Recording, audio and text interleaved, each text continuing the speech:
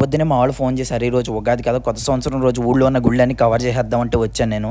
ఏది స్టార్ట్ చేసినా ఫస్ట్ వినాయకుడు వారితో స్టార్ట్ చేయాలి కాబట్టి ఫస్ట్ మేము వినాయకుడి గుడికి వచ్చాం. వినాయకుడి గుడికి ఆ గ్రాస్ని ఎందుకు తెచ్చారో, ఆ గడ్డిని ఎందుకు తెచ్చారో తెలియదు నాకు. మీరు తెలిస్తే కామెంట్ చేయండి.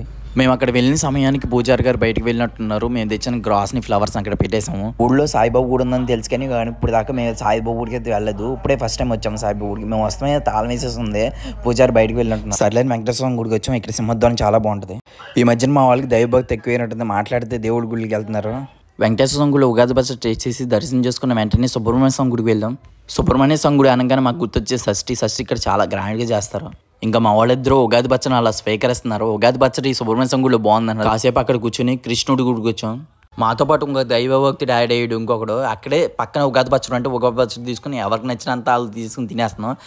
మళ్ళీ ఆయన ఎవరైనా పంతులు గారు వస్తే ఆయన తిడతారని ఆల్మోస్ట్ మొత్తం అయిపోయింది. దాంట్లో ఏం లేదు, అక్కడ నవ్వుతున్నాడు చూడు, మొత్తం అన్న తినేస్తామని నవ్వుతున్నాడు. అరే ఈ గుళ్ళో కూడా బాగుంది అంటున్నారు. నన్ను కొట్టిదనమని టేస్ట్ చేయమని ఎత్తున్నాడు. సరే నేను టేస్ట్ చేద్దాం, బాగుంది. ఎవరో చూడకముందే పచ్చడి అక్కడ పెట్టేద్దామని వెళ్తున్నాడు. మా వాళ్ళు అయితే దేవుడికి దండం పెట్టుకుంటున్నారు.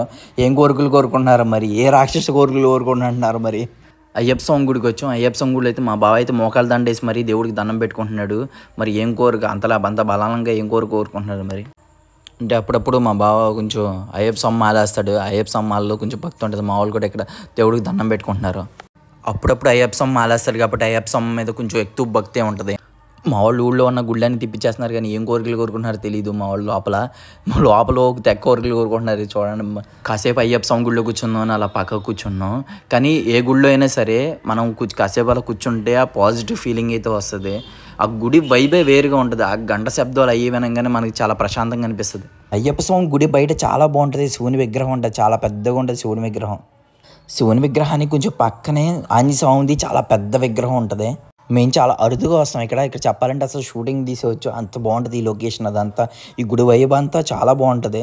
ఇక్కడ ఈ పక్కనే అయితే అర్ధనారీశ్వరుడి విగ్రహం అయితే ఉంది. ఇక్కడ మా వాళ్ళు ఎక్కువ ఇక్కడికి వస్తే అసలు ఫోటోషూట్లకి తీసుకుంటారు. ఫోటోల కోసం చాలా తంటాలు పెడుతున్నారు. వాళ్ళని అడుక్కున్నాడు ఫోటోల కోసం. మేము సరిలేని ఫోటో తీసాం, ఫోటో అంతే. అలాగే వచ్చాం కదా అని శివాలయం కూడా తిరుగుతాం. ఇప్పుడు శివాలయానికి వస్తున్నాం మేము. ఇప్పుడు శివాలయం ఇప్పుడు ఏదో కన్స్ట్రక్షన్లో ఉంది. ఇదంతా మార్చేశారు. ఇదంతా కన్స్ట్రక్షన్ జరుగుతున్నట్టుంది. మొత్తం నాపరైలు ఇదంతా ఉన్నది. మా వాళ్ళు లోపల చెప్పులు వేసుకోకూడదని చెప్పులు బయట వెళ్తున్నారు. అక్కడి నుంచి వాళ్ళు ప్రతి గుడికాడికి అలా దండం పెట్టుకుని వెళ్తున్నారు. ఇప్పుడు దాకా మొత్తం గుమ్మం దాన్ని దండం పెట్టుకుని ఎవరు చెప్పారో కానీ ఆ గుమ్మం అలా దండం పెట్టుకుని వెళ్తున్నారు. లోపల అదంతా కన్స్ట్రక్షన్ అదంతా జరుగుతుంది. ఇక్కడ నందీశ్వరుడు విగ్రహం ఉంది. మొత్తం లోపల ప్రస్తుతానికి కన్స్ట్రక్షన్ జరుగుతుంది కాబట్టి మొత్తం లాక్ వేసేసారు. మేము వెళ్ళిన గుడికి మ్యాక్సిమం అన్ని లాక్లు వేసేసి ఉన్నాయి. ఏంటో కానీ తెలియదు. కానీ మేము రాకూడదనే దేవుడు కూడా కోరుకుంటున్నట్టున్నాడు. అన్ని లాక్లు వేసేసి ఉన్నాయి కదా ఇప్పుడు దాకా. ఈ శివాలయం కూడా లాక్ వేసేసి ఉంది కానీ మీకు ఇప్పుడు చూపిస్తాను. చూద్దాం ఇప్పుడు. అదిగోండి శివలింగం కనిపిస్తుంది కదా, కొంచెం వైట్గా కనిపిస్తుంది కదా, నాకైతే కనిపిస్తుంది శివలింగం. ఇదిగోండి, దర్శనం అయితే చేసుకోండి. లాక్ వేసేసి ఉంది ఇక్కడ చూడండి, లాక్ వేసేసి ఉంది కదా మనకి. ఇప్పుడు మా వాళ్ళ నమ్మకం ఏంటంటే నందీశ్వరుని కొమ్ముల మధ్యలోంచి శివలింగాన్ని చూసిన తర్వాత నందీశ్వరుని చెవిలో తమ కోరికలు చెప్పుకుంటేనంట కోరికలు తీరుతాయని వాళ్ళ నమ్మకం. ఇక్కడ నేనైతే ఇలాంటివి ఏం నమ్మను. అయినా సరే మీకు చూపిస్తాను ట్రై చేస్తాను. అక్కడ మీకు కనిపిస్తున్న శివలింగం ఈ ఆంజనేయ స్వామి గుడిలోనే మేము మాట్లాడితే ఇక్కడే పక్కన కూర్చుంటాం మేము. మా సందులోనే ఉంటుంది ఈ ఆంజనేయ స్వామి గుడి. ఇప్పుడు దాకా మేము తిరిగిన గుడిలో మా ఫేవరెట్ గుడి అంటే ఇది ఆంజనేయ స్వామి గుడే. ఎందుకంటే మేము ఎక్కువగా ఇక్కడే ఉంటాం. ఇంకా చూసుకుంటే గ్రామ దేవత అయినటువంటి బల్లమ్మవారి గుడికి వచ్చాం మేము. ఇప్పుడు ఈ గ్రామ దేవత గుడి కూడా మా ఇంటి పక్కనే ఉంటుంది. అసలు దర్శనం చేసుకునే వాళ్ళు అయితే దర్శనం చేసుకోండి ఒకసారి. గ్రామ దేవత బల్లమ్మవారు. మా వాళ్ళు వెళ్ళిన చోట్లకల్లా బొట్లు పెడితే అసలు నుదుటి అంతా 3 బొట్లు అయిపోద్ది. అసలు పోతే ఎక్కువగా బొట్లు పెడుతున్నారు ఇలా, మామూలుగా కాదు. నుదుటి అంతా బొట్లు అయిపోద్ది, మామూలుగా కాదు.